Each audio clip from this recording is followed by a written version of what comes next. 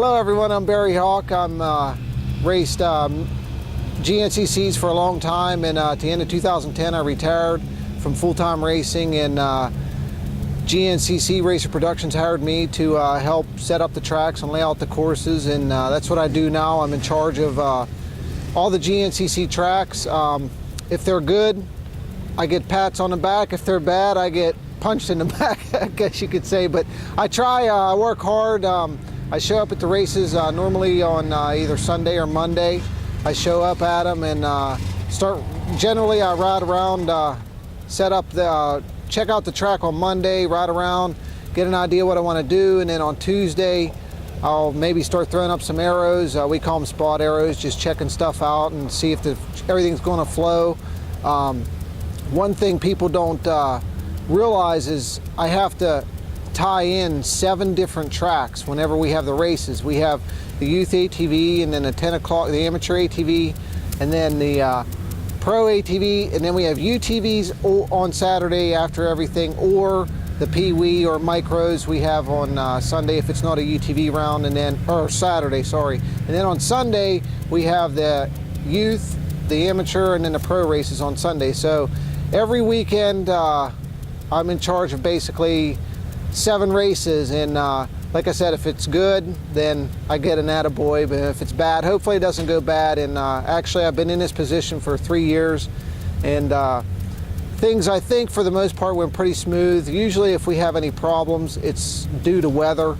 The Kentucky round this year, it rained for 4 days on us, and it got really nasty, and you know, unfortunately I have no control over the weather, and we try to make it fair for everyone, and you know, the conditions were very bad at that one. And last year, actually, we're here at Crawfordsville, and last year at this event it was good weather race day, but it was really wet leading up to it, and this year's a lot drier than it was last year. So last year was quite challenging here, but overall things have been going good this year. We've had quite a few wet races, but it's kind of cool here in Indiana, but the conditions for racing, it really doesn't get much better. There's a lot of moisture in the ground. It's not dusty, it's not muddy, and things went pretty good today, pretty smooth, so that's always a good thing for me.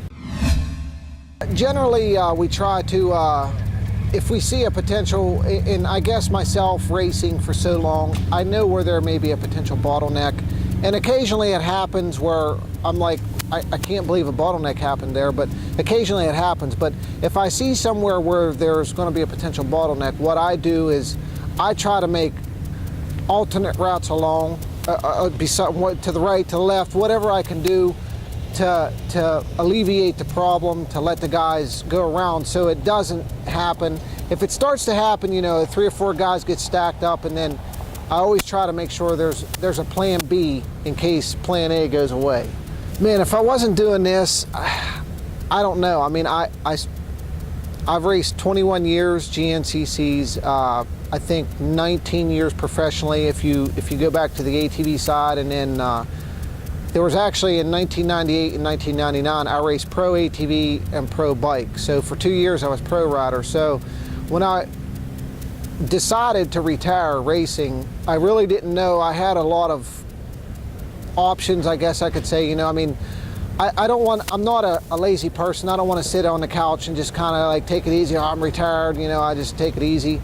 I want to somehow be involved with the sport, and I went to Racer Productions. I talked to the Coombses, Jeff Russell, everybody there, and you know, I talked to him about doing something like this, and there's a lot more behind the scenes than people realize. I mean, I had my CDL license, so I can drive tractor trailers. We have 3 tractor trailers and 4 or 5 water trucks, tanker trucks. So, and I have all that background. I can drive all the big rigs. I can drive dozers. I can do all that stuff.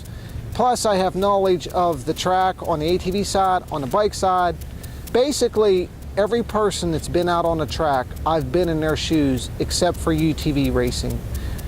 I've never raced a UTV. I ride them, but I've never raced one. And I've never actually raced a mini bike or mini quad. I've never done that. But I've been almost in every position, from B riders to A riders to pro riders on ATVs and bikes. So it was really a kind of a perfect fit for me to do this job. And actually Racer Productions, I live 20 miles from there, so everything kind of just fell into place, and I took the job and I'm doing it, and it's almost every race I kind of do more and more and more every race.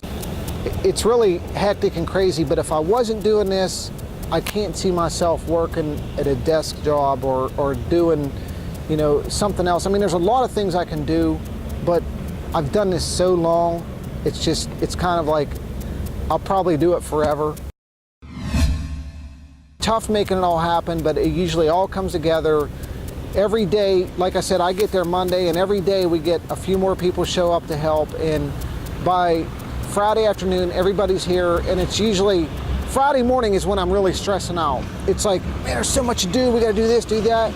And people end up showing up, and everything ends up happening, and it ends up going smooth for the most part, 99% of the time. So it's really hectic on me, but you know, when it's over, Sunday night when it's over, the racing's over, then it's back to, you know, I go out, I pull the arrows, or if I got to get on dozers or whatever I got to do.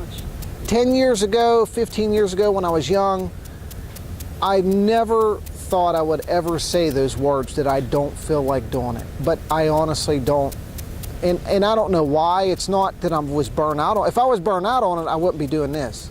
But I'm not burnt out on it. It's just one of them things where it's just like, I just don't feel like doing it. I guess the kind of comparison is, if you're a kid, man, if I got a swimming pool, if I had that swimming pool, I'd swim every day. Well, if you ever get a swimming pool, you swim every day for a couple weeks, and then it kind of less and less and less. And that's almost the way it was with racing. You know, I'd done it for so long, and it's just the desire to go out and race anymore, I just don't have it. Yeah, I like to get on a bike or a quad and go fast, and if I do it, I'll do it for 5 or 10 minutes. But it's like, yeah, it was fun, it was good, and I don't have to do it anymore. I just get on the quad or get on a bike and just cruise around, putt around, and go, you know, set up the track or do whatever it is I got to do. So it's, you know, I had a great career, but, you know, it's moved on to this position, and it's good. If I could talk to Dave right now, I would tell him, thank you for everything that you've done starting this series. Dave and Rita, thank you for giving us the opportunity to do this. And I appreciate winning so many championships on the ATV and then one championship on the bike. But, you know, to do this, it's part of my life, my family. We've done it for so long, and it's the family atmosphere, and there's so much goes into it. And I would just tell him, thanks for doing this. Thanks for everything you started. And hopefully I could get a pat on the back for the work I'm doing, because now I appreciate the work that he put in, the work Jeff Russell puts in, the entire Racer Productions crew. It's just, you know, there's so much work that people don't realize. And whenever, you know, somebody has a complaint, I kind of feel bad, and I kind of try to think, you know, well, what could I do? And there's times where I think, you know, well, if Dave was here, how would he handle this situation? What would he do? And I try to do my best, and I guess if he could give me a pat on the back and say, attaboy, then I'd be content with that. It'd be great. It is kind of intimidating. You don't really know where to park. You know, if you want to go park over here and somebody says, we can't park there, it's the pro pitch, you really don't know what to do. But generally, if you get here early enough and you make sure, you know, if you're going to race a 10 o'clock race and you show up at, say, 7, 8 o'clock, whatever, you have time to be relaxed and show up, find a parking spot, and then go sign up. And I know when you get to sign up, there's 3 or 4 different lines. Sometimes you have to get in for transponders or to pay your entry fee and all that stuff. There's a lot that goes into it. And then you get to the starting line, and I have guys come up to me like, well, I don't know what row I'm on. And we have it lined out. If you go to the end, you know, you look, there's like first year racer or 200C class or whatever. It's all there if you just kind of take your time to relax and kind of take it in and enjoy the situation, I guess I would say. Just realize, you know, that you're there to have fun is a big thing, is come and have fun.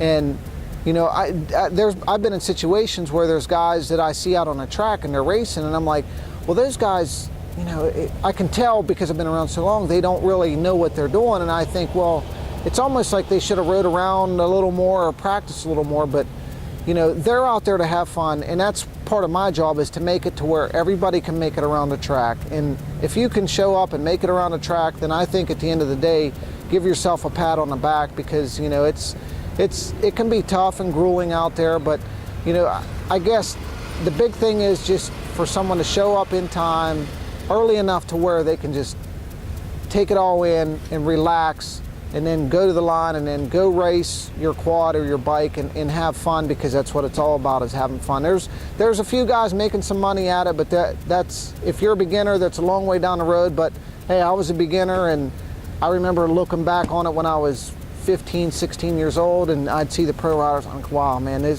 I couldn't even talk to them. You know, I'd be like, wow, there's Bob Sloan, there's Chuck DeLulo, and you know, now I had a guy come up to me today, and he shook my hand 3 times. He's like, wow, I'm really, really happy to meet you. And I'm just thinking, man, I'm just a regular guy. I'm really no different than anyone else. I just happen to go fast on a quad or a bike a time or two. But, you know, it's just come enjoy the sport and give GNCC a try and have fun at it.